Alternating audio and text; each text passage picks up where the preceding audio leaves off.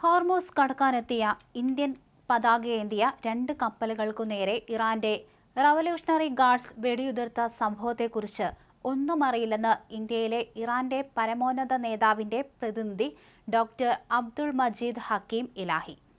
ഇന്ത്യയും ഇറാനുമായുള്ള ബന്ധം അതിശക്തമാണ്. നിങ്ങൾ പരാമർശിച്ച സംഭവത്തെക്കുറിച്ച് എനിക്ക് ഒന്നും അറിയില്ല. അത് ശരിയാകുമെന്നും പരിഹരിക്കപ്പെടുമെന്നാണ് ഞങ്ങൾ കരുതുന്നത്.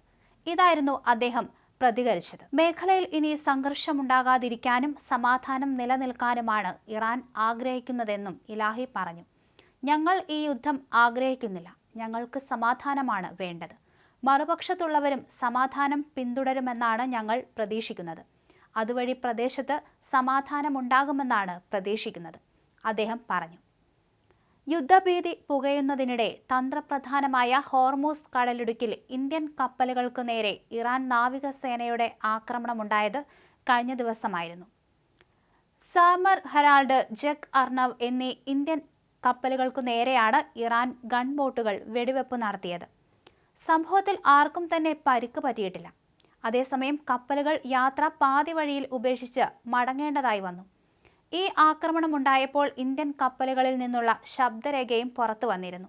അമേരിക്കൻ വാർത്താ ഏജൻസിയായ NBCയുടെ റിപ്പോർട്ട് പ്രകാരം കപ്പൽ സുരക്ഷിത പാതയായ ഗ്രീൻ ഏരിയയിൽ ആയിരിക്കുമ്പോഴാണ് ആക്രമണമുണ്ടായത്. കപ്പൽ ട്രാക്കിംഗ് സ്ഥാപനമായ ടാങ്കർ ട്രാക്കേഴ്സാണ് 30 സെക്കൻഡ് ദൈർഘ്യമുള്ള ഈയൊരു ശബ്ദരേഖ പുറത്തുവിട്ടത്. സംഭവത്തിൽ ഇന്ത്യ ശക്തമായ പ്രതിഷേധം രേഖപ്പെടുത്തുകയും ചെയ്തു. ഉടനെ തന്നെ മടങ്ങിപ്പോകണമെന്നാണ് പറഞ്ഞിരിക്കുന്നത് ആ ശബ്ദരേഖയിൽ. അതേസമയം സേപ്പ നേവി ഇത് മോട്ടോർ ടാങ്കർ സമ്മർ ഹെറാൾഡാണ്. നിങ്ങളാണ് കടന്നുപോകാൻ ഞങ്ങൾക്ക് അനുമതി നൽകിയത്. നിങ്ങളുടെ ലിസ്റ്റിൽ രണ്ടാമതാണ് ഞങ്ങളുടെ പേര്. എന്നിട്ടും ഇപ്പോൾ വെടിവെക്കുന്നു.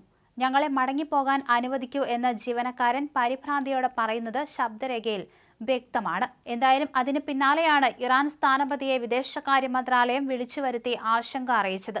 സമാധാനപരമായി നീങ്ങുന്ന കപ്പലുകൾക്ക് നേരെയുള്ള ആക്രമണം അംഗീകരിക്കാനാവില്ലെന്നും കപ്പലുകളുടെയും ജീവനക്കാരുടെയും സുരക്ഷ ഉറപ്പാക്കണമെന്നും ഇന്ത്യ ആവശ്യപ്പെട്ടു. മുമ്പ് ഇന്ത്യൻ കപ്പലുകൾക്ക് സുരക്ഷിത പാതയൊരുക്കിയ ചരിത്രം ഇറാനുണ്ടെന്ന് വിദേശകാര്യ സെക്രട്ടറി ഓർമ്മിപ്പിക്കുകയും ചെയ്തു.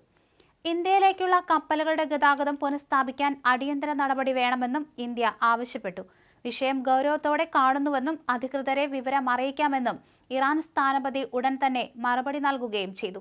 എന്തായാലും ലെബനനും ഇസ്രായേലും തമ്മിലുള്ള വെടിനിർത്തൽ കരാറിനെ തുടർന്ന് പാസേജ് തുറന്നതായി വിദേശകാര്യമന്ത്രി അറിയിച്ചു. അരാങ്ചിയുടെ പ്രസ്താവനയെ തുടർന്ന് ഹോർമൂസ് കടലിടുക്കിലെ കപ്പലുകളുടെ ചലനം വർദ്ധിച്ചു. എന്നാൽ ഇറാനിയൻ തുറമുഖങ്ങൾക്ക് മേലുള്ള US സാമ്പത്തിക ഉപരോധത്തിൽ പ്രതിഷേധിച്ച് IRGC നാവികസേന ഈ തന്ത്രപ്രധാനമായ ജലപാത വീണ്ടും അടച്ചു.